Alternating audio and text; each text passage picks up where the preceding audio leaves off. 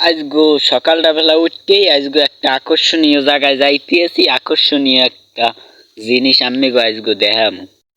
সবাই কয় খালি বরিশালে গো খাতার ঘাটতি, বরিশালের রাজ্য কি পারে এই আমি গো দেখামু। বরিশালের কি কি আছে এই আজকে আপনারা দেখবেন। বরিশালের মানুষের কি কি লাগায় কি কি আছে এই আজ আমি গো দেখামু।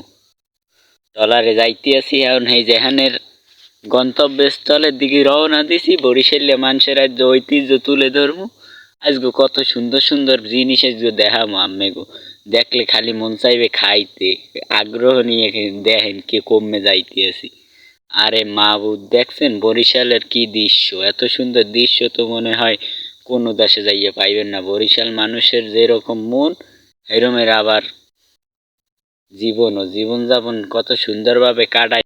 আজগো দেখতে দাম আকর্ষণীয় তরমুজ ক্ষেত আছে, দেখেন না কত সুন্দর সুন্দর জিনিস।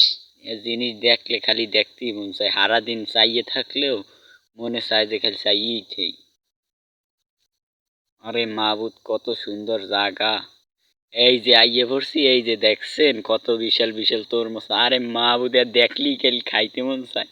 আমরা তো অন্য দেশে বইয়ে দামাদামি করেন 200 300 400, আর মগো তো লাগে না। মোরা আইয়ে জাগায় বইয়ে বাড়ি নিতে পারি। আরে মাহবুব এর কেজি হইবে 20 কেজি হেক্টর।